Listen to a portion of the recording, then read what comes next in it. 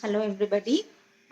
Today I have come to Delhi to be with my mentor, Professor J.M. Hans, because there were 4 cochlear implants of 2 twin children, and we have finished the surgery early, so I have opportunity to take a short interview of my professor. So let's meet the Padma Shri, the legendary Dr. J.M. Hans. Uh, so I'm going to ask Professor Hans today about adult cochlear implant, because in India especially adult cochlear implant is not very common, sir, right? Because we mostly see for congenital hearing loss and for children. Till now our people, they're not much bothered about quality of life, especially after a certain age.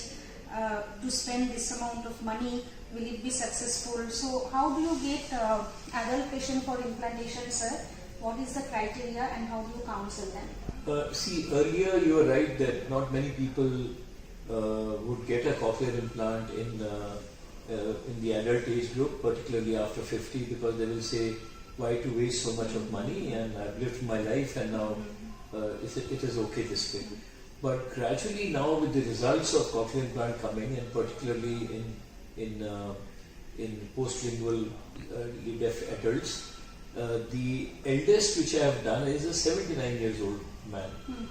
He was fit otherwise, very fit, and he came to me, and is a rich man also, and he came to me with the fact that he cannot listen the hymns and the gurbanis and all those things, and he wanted that whatever little period he lives, he wanted to live nicely. Right. So we did it single side, and he is very, very happy now. I mean, his life has changed. He feels so confident. He feels very positive. he feels very positive, and now people are getting. So, sir, what is the guideline, the criteria for adult CI now? See, there is no need if the speech discrimination score in an adult is less than 40%. A cochlear implant can be recommended. When I say 40% means there is another patient of mine who was a lawyer in the Supreme Court, and he was not listening everything which was being conversed in the court. And he said, will I get that kind of clarity in speech discrimination? And very frankly, we did both the sides, and he is now doing pretty well. First we did one side and hearing aid on the other, and then he was so happy that he got the other side also done. And but otherwise, if the speech discrimination score goes below 30, that is the ideal time when we do cochlear implant in adults. But there are people. I'm very very sad to really realize that one lady I did, she's a police officer's wife, and for the last 10 years she's deaf and she doesn't know that there's something like cochlear implant which exists. I think the role should come of us, the ENT surgeon, to promote and to let people know. Absolutely. For presbycusis, there is no reason to be hopeless. There are ways, till the time we are leaving, we have the right to enjoy everything and to have the best quality of life. Absolutely. If your small newborn has a problem, then everybody runs around here and there to find out what is the treatment. But when adults go deaf, not many people will really try to find out if there is any treatment. But I must tell you now, hearing no more a disability, any kind of hearing problem, whether conductive, which is quite rampant in our country because of chronic maybe that is only the one sense organ which we could have replaced with surgery or artificial prosthesis normally. Among the all 5 sense organs. That is the only one. So as a surgeon, what are the extra precautions or little modification of doing a CI in a newborn and doing that in a aged person? See, first of all, a postlingual aged has all his abilities in the brain working. He can hear, he can understand, and he can speak. He can hear speech, he can understand speech, and he can speak after that. So the post-operative habilitation is not so much a problem. Yeah, it's much easier. So they take about 3 to 4 weeks or maybe 3 months, depending upon the duration of deafness, and they start doing pretty well. Though depends also on the cause of hearing loss. if the person is a case of autosclerosis, gone profoundly deaf, autodystrophies, gone profoundly deaf, they will do extremely well. Ototoxicity, gone profoundly deaf, they will do extremely well. Whereas people who have had meningitis leading to profound deafness, whether the ossification of the cochlea has occurred or not, whether auditory dysynchrony has auditory neuropathy has occurred or not, these people will not do as good as the ones I have told you.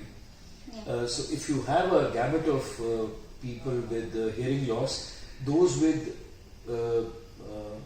otosclerosis and otodystrophies, ototoxicities, etc. will do much better than the ones who have had meningitis or labyrinthitis or post-traumatic leading to inflammation in the cochlea and profound deafness. So they will do not so good. They might need more of speech therapy, habilitation afterwards, but the ones with this hardly need, and they become normal very quickly. And the last question, sir, about the auditory neuropathy disorder. So there is a lot of apprehension about how the CI will be, how much it will give benefit, what percentage it will be successful. So how do you answer that? Auditory dysynchrony in children, particularly, where we know that there is an inner hair cell problem, has to be treated in a little different way. There are two conditions which we come across when we come across children who are prelingually deaf. One is auditory dysynchrony, and other is a delayed myelination of the auditory nerve. So if you have a child who is who was premature at birth, or who had fever, etc., things of that sort, viral, post-viral, sometimes will have delayed myelination of the nerve. If they had it in the first 1 to 2 months of after birth, they will have these kind of problems. But the treatment remains the same. You first give them hearing aids so that the auditory stimulus which comes leads to myelination of the nerve. It is like giving photosynthesis in patients who have had liver prematurity. And so you give hearing aids, and if they don't become better in 3 months or 6 months of time, then you go for cochlear implant.